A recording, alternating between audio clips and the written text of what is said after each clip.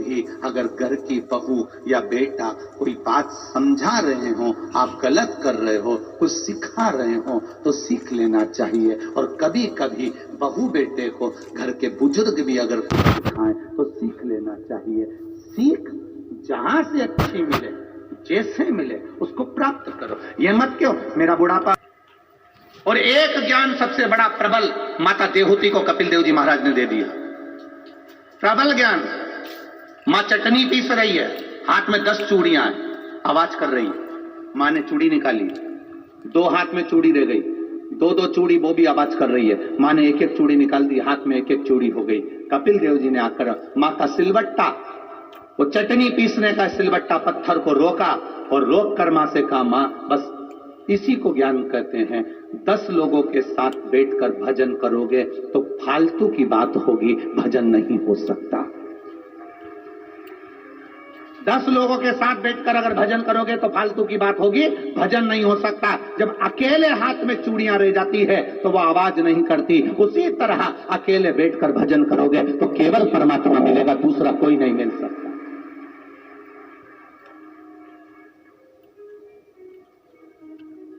देहूती में और हम में अंतर है। देहूती सत्संग करने बैठती थी तो अकेले बैठती थी, और हम सत्संग करने बैठते हैं तो पूरे खानदान के लोग। तू कितनी बजे आएगी, मैं तेरी जगह। रात को इतना झगड़ा कर लेते हैं तो सुबह से एक दूसरे से बोलेंगे तो है नहीं, इनको बिठा दो साथ में, चुपचाप बैठे। ये तो हास्यप्रद में हमने कहा, पर नियम क्या है सत्संग का, ये तो हमने हास्य में कह दिया, पर इसका नियम क्या है सत्संग का। सत्संग का नियम है, माता देहूती से कहा अकेले हाथ की चूड़ी आवाज नहीं करती। उसी तरह अकेले बैठकर भजन करने में परमात्मा मिलता है, उसकी भक्ति मिलती है, उसकी दृढ़ता मिलती है, उसका विश्वास मिलता है। ये जितने लोग आवाज करते हैं ना, शोर करते हैं, यहां से कहीं से आवाज आए, कहीं कहीं से आवाज आए, 4-6 लोग चिल्ला रहे हैं, क्यों चिल्ला रहे हैं? एक ने कोनी मारी, दूसरे को लगी, दूसरे ने तीसरे को मारी, आवाज निकल पड़ी। पर प्रेम ध्यान नहीं आएगा।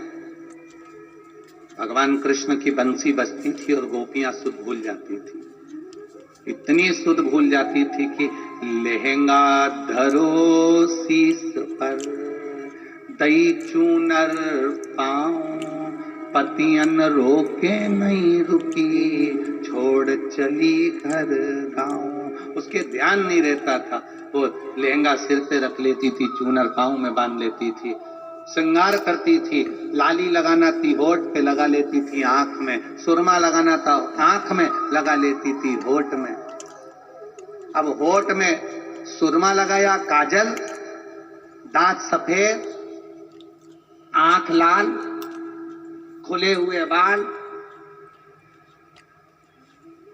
कंकु की लगाना थी बिंदी, उसकी जगह लगा ली काजल की बिंदी।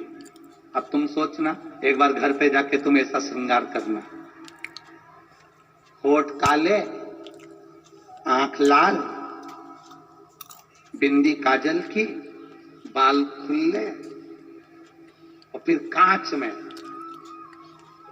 और उस पे मान लो तुम्हारे दांत लंबे लंबे, और फिर दर्पण में तुम मुंह देखो तो तुम्हें याद आ जाएगा वो हम लोग पहले माताएं गाती थी ना, वो श्राद्ध पक्ष में दीवार पे गोबर से बना बना के, ऐसी दीवार पे गोबर से बनाती थी, उसमें चमकीली पन्नी चिपका के, संजा होली संध्या और कर्म और एक तुम्हारे पास। मैनेजर अपनी चाबी कितनी भी घुमा ले लाकर नहीं खुलेगा, तुम अपनी चाबी कितनी भी घुमा लो लाकर नहीं खुलेगा, चाबी दोनों लगेगी तो लाकर खुलेगा। उसी तरह तुम अपनी चाबी घुमाओ, मैनेजर आकर अपनी चाबी घुमा देगा, लाकर खुल जाएगा। तुम कर्म की चाबी घुमाते रहो, कार्य करते रहो, मेहनत करते रहो, तो भाग्य की चाबी आकर घुमाकर चले जाएगा और भाग्य खुल जाएगा। चाबी उसके पास में है। आप अपनी मेहनत करो, आप अपना कर्म करो, कर्म से वंचित मत हो, शिव नाम से वंचित मत हो, राम नाम से वंचित मत हो, कृष्ण नाम से वंचित मत हो, मां जगतजननी के नाम से वंचित मत हो। मेहनत करना पड़ेगी, उस मेहनत में आगे बढ़ना पड़ेगा।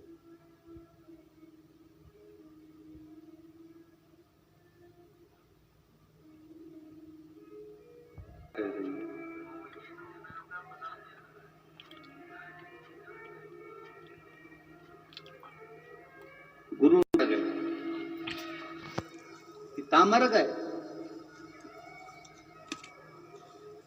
पूरा कौरव और पांडवों का युद्ध समाप्त हो चुका था।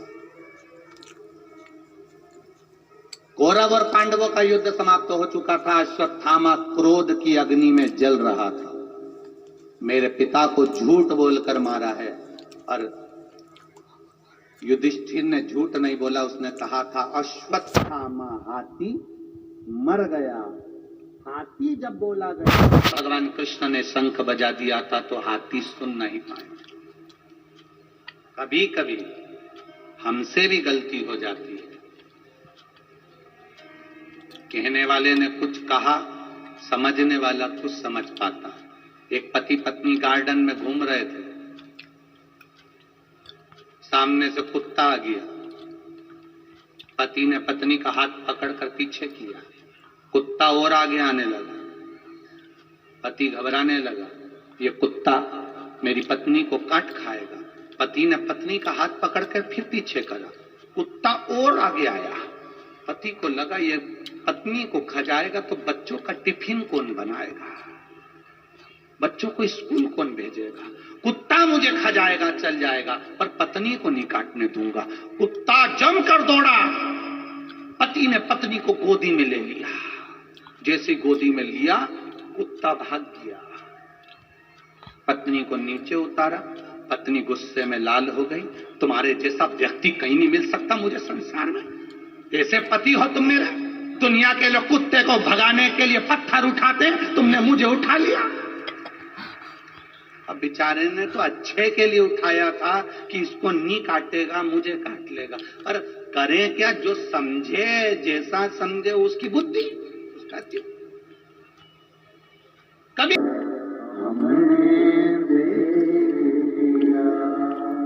सब मतलब गया, हमने देख लिया संसार, हमने देख लिया। धन के साथी सारा जग है, धन का साथी सारा जग है, धन का साथी सारा जग है, धन का साथी सारा जग है। दुख पड़े तब कोई नहीं, देख लिया संसार हमने। और सोने की चैन, कान की बाली, नाक की लो,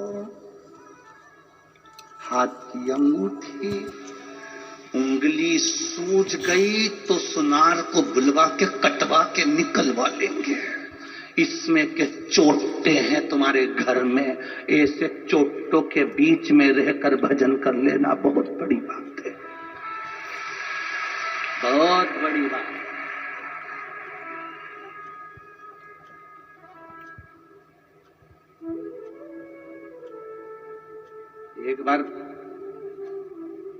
एक बार प्रैक्टिकल करके देखो। एक सेठ जी बोलते थे, मैं मर गया तो मेरे पीछे पूरा घर मर जाएगा, मैं मर गया मेरा परिवार मर जाएगा, इतना चाहते हैं मुझे घर के लोग। एक गुरुजी ने कह दिया, जरा आधे घंटे के लिए मर जाओ। सेठ जी बोले, आधे घंटे के लिए कोई मरता है क्या गुरुजी? गुरुजी बोले, नहीं, आप मर के तो दिखाओ, आधा घंटा मर जाओ। तुम कह रहे हो मेरी पत्नी चाहती, मेरा बेटा चाहता, मेरे रिश्तेदार चाहते, इतना चाहते। अरे सेठ जी, धन के सिवाय कोई किसी को नहीं चाहता, तुम मरो। सेठ जी कहने लगे, अगर मैं मर गया और मेरे परिवार को कुछ हो गया तो गुरुजी बोले, मेरी गारंटी, तुम मरो। क्या ऐसे कोई मरता है? ऐसे कोई मरता है क्या? गुरुजी ने कहा, पानी पीते पीते चक्कर खा के नीचे गिर जाओ, मैं डॉक्टर को बुलवा के कह दूंगा ये मर गया। हमें देखना है तुम्हारे परिवार वाले, तुम कह रहे हो ना मैं मर गया तो सारा परिवार मर जाएगा, हमें उनको देखना। ऐसा प्रैक्टिकल हम पहली बार कर रहे हैं, देखे तो सही। और अगर मेरी पत्नी बच्चों को कुछ हो गया तो गुरुजी ने कहा, मेरी गारंटी, तू तो मर। उसने पानी पीते पीते लुढ़क गया। डॉक्टर को बुलाया, डॉक्टर साहब बोले तो श्वास समाप्त हो गई। पत्नी धाड़ के पति के ऊपर टूट के गिर गई।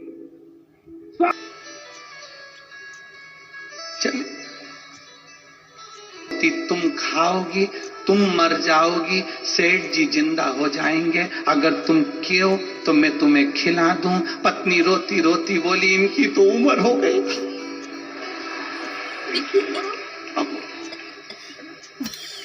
सेठ जी तो कांटे से खून नहीं, उठने ही वाले थे, इतने में गुरुजी ने चिमटा फोड़ दिया, पड़े रहे। बेटा रो रहा था, तू क्यों रो रहा? पिताजी चले गए, ये भी नहीं बताया किससे कितना लेना था। इतने में गुरुजी ने बोला, बूटी तू खा ले, तू खाएगा तू मर जाएगा, पिताजी जिंदा हो जाएंगे। इतने में बेटा बोला, उन्होंने कहा था दुकान तुझे ही समझ खाने को तैयार नहीं। एक छोटा सा बच्चा रो रहा था, तू क्यों रो रहा? मारे दादाजी चले गए, मुझे कुरकुरा कौन दिलाएगा, टॉफी वेपर्स कौन दिलाएगा? गुरुजी ने कहा ले तू खा ले। उसने कहा गुरुजी तुम्हारे कोई आगे नहीं, तुम्हारे कोई पीछे नहीं, तुम नहीं खा लो। सबने मिलके वो गुरुजी को खवा रहे। इतने में गुरुजी ने कहा सेठ जी उठ जाओ, सब मतलब के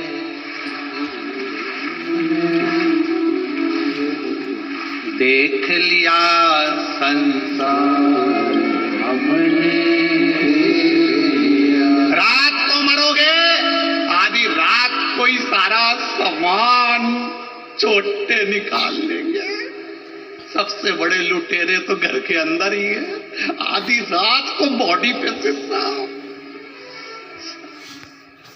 और अगर कुछ सामान सुबेरे रह गया, मान लो कान की या सोने की एक आध मुर्की रह गई, तो सुबेरे पौए गले लग के नोच नोच के निकाल लेंगे। ये किसी एक व्यक्ति की कथा नहीं है, ये संपूर्ण विश्व की कथा है। ये लिखा है।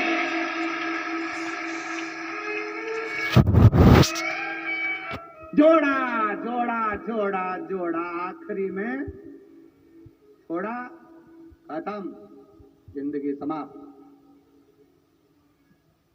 कोई याद नहीं करेगा।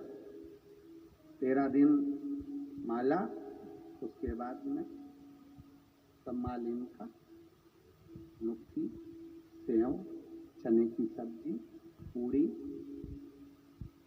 और बरहानपुर में क्या क्या बनता है। तो बस यही मिल गया 12वां 13वां में, और निपटा काम खत्म। कौन याद करे फिर, कौन किसको पूछ रहा। मालवा के संत श्री नागर जी महाराज कहते, 13 दिन याद करे, क्यों रे नर सुमिरन क्यों नहीं करे। कौन किसको याद कर रहा, उसके बाद सब अपनी मस्ती में, सब मतलब के